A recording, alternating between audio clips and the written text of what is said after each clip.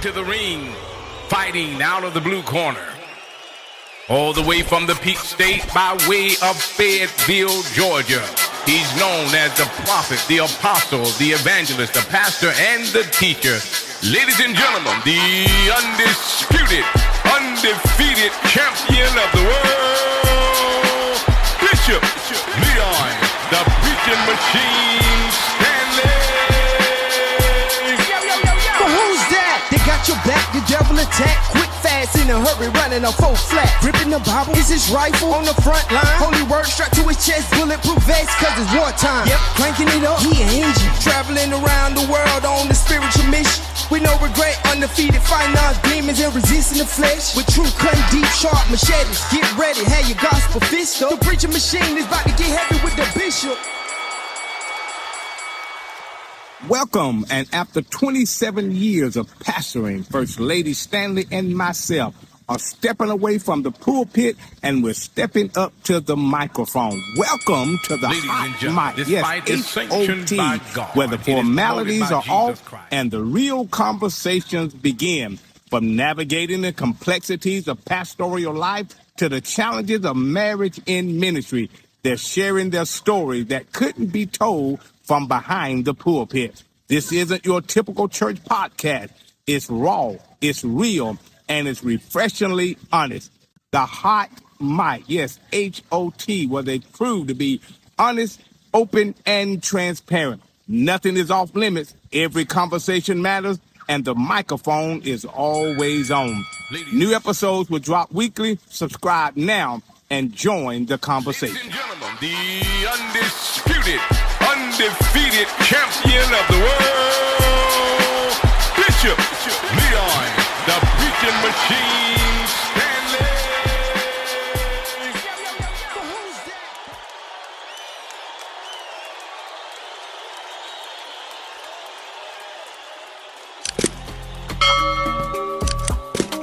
Welcome back. Listen, since we're talking about the pain behind the pulpit, let's go back, or either you don't have to be early on in when we started pastoring, but it could be as recently as toward the end of pastoring. Were there moments in time where you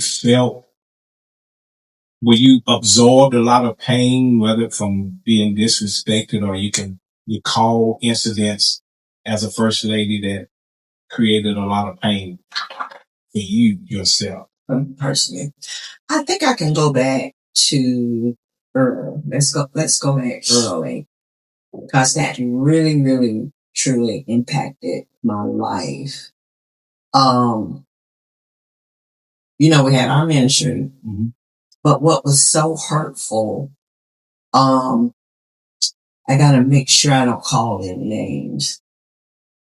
But and let's put this disclaimer out there: if you don't tell nobody, nobody will know. But we won't call any names. I just want to talk about the hurt behind that. Being a first lady, and I always wanted to be part of a group. But in our church, during that particular time, this was when we was in West Fayetteville Road? Yes. Okay, talk about it. There's no secret where we've been in the industry. We've been in Clayton County, Fayetteville County. And on West Fayetteville Road. Ministry was going just amazing. Ministry was good. I found out that the members was having dinners and parties and getting Secret get-together. Absolutely. Get-togethers. Absolutely. And I always wondered, why wasn't I invited to anything? I never was invited to anything that they went to. And I was the first lady. And that thing bothered me for many, many years. I'm over it now, but it bothered me for many, many years not being a part of what they were a part of. And those are some of the things you find out in ministry. Yeah, you're you do. pastoring. You've got you got these little secret meetings. You got what people like to call cliques. That's it. And you don't see them because, your heart is open. You're there to shepherd and manage what God has given you, what He has given us. So again, you have people that, and I think that's one of the things that I was taught this from my former pastor. Church is like a train station. People are getting on and getting off. I didn't understand that until we started pastoring, because you get people that's there 1 week and they say they with you, and then the next thing you know, they're gone. They could be gone, but they never tell you why they don't. And you're sitting there trying to figure out. They never did I say anything? And then come to find out, it could be months, it could be a year down the road. They say, well, no, it didn't have nothing to do with you and First Lady. It was just, I didn't get along with so and so. I seen this, or I didn't understand that.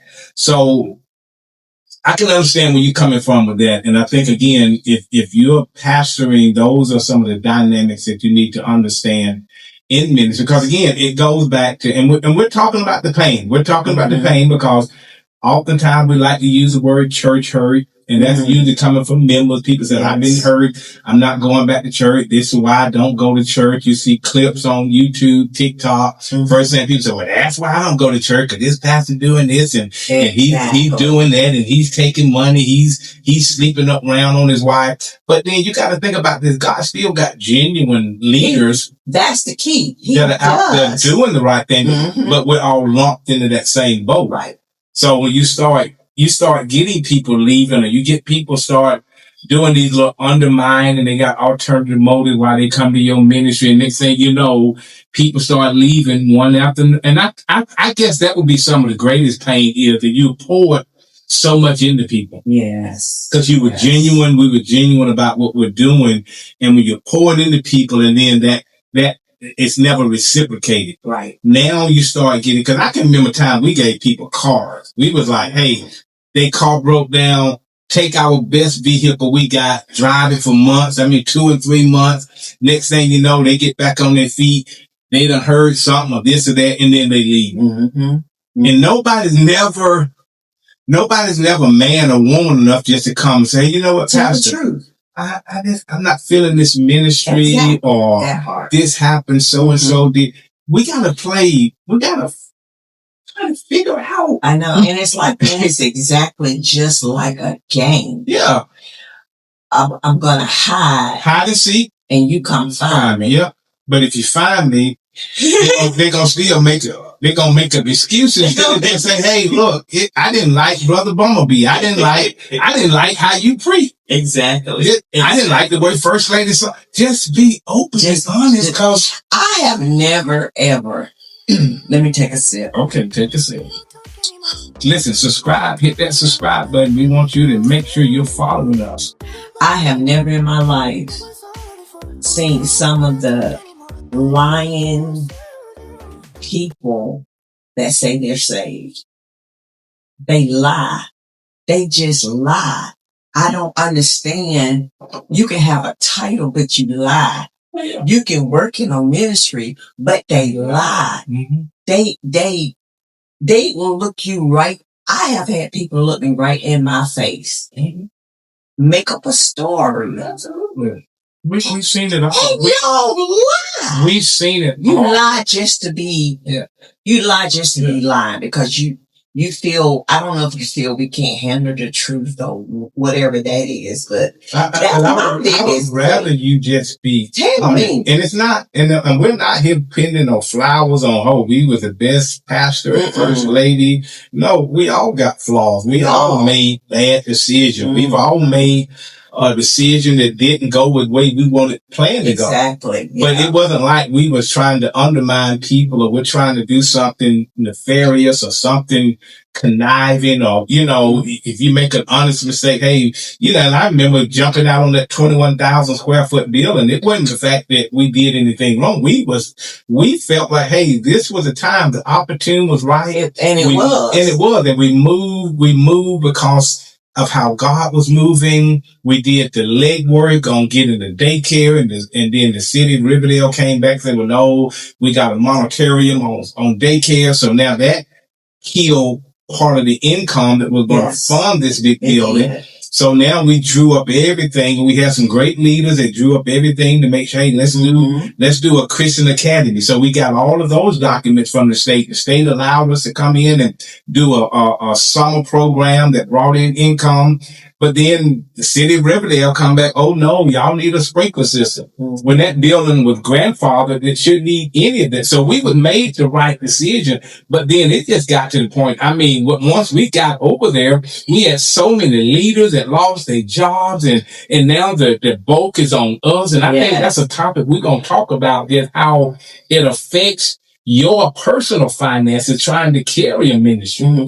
What I love though, and can't nobody say you didn't dream big. I need a hand clap. You make my hand clap on that one.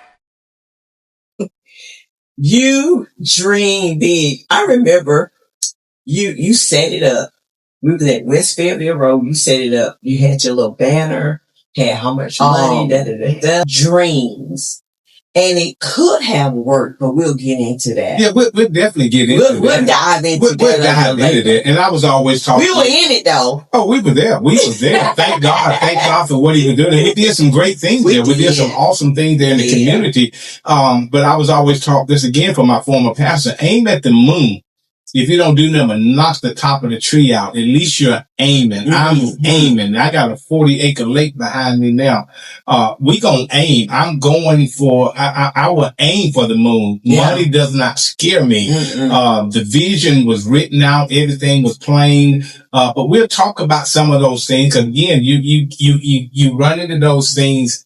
And it was hurtful because again, you got people that, where you had to trust in, and like I said, sometimes it doesn't work out. You have to make the next move. You have to make the next move. And again, how many times we apologize to the member? Listen, this, and we got to talk about this on the next segment, because when it ain't like we was given a church. Let me make that declaration. We wasn't given a church where a church open, they need a pastor, they place you there and you take on no, we're talking about making biscuits from scratch. We building from the ground up. We're building a ministry. And then there's so many dynamics you got to go through. Yes. People that believe in your vision. People got to walk with you, and but I thank God for all of those that stuck with us, and they was there, and whatever we decided to do, they moved with us. And then we got into this other facility there, and I mean, it blossomed. So, but it's painful. The pain is still there because it's still there. Yes. When COVID hit, the dynamics of ministry and church changed in so many different ways. And I think sometimes people don't understand that aspect of it, that we had so many decisions then that could have been an opening for us to say, hey, look, that's enough. Let's bail out. Let's bail out. Because again, people don't understand the personal ramification financially where you're taking food out of your children's mouth. They're not getting I hate to say this, and I don't mean to go overboard. How many years did we see people going on cruises? Family members just vacationing, but we neglected our kids. Every now and then we would go somewhere because we was tied to the church. We was giving everything to the church. Not that we didn't have the money, but we was dedicated on making sure we are there and the people are getting fed. Right.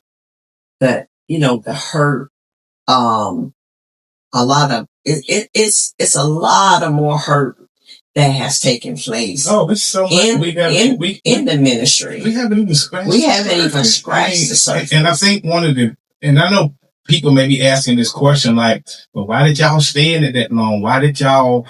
And here's the thing. And I think this is a cultural issue, especially in the Black church. It's a cultural issue because we was taught, deal with it. Don't say anything.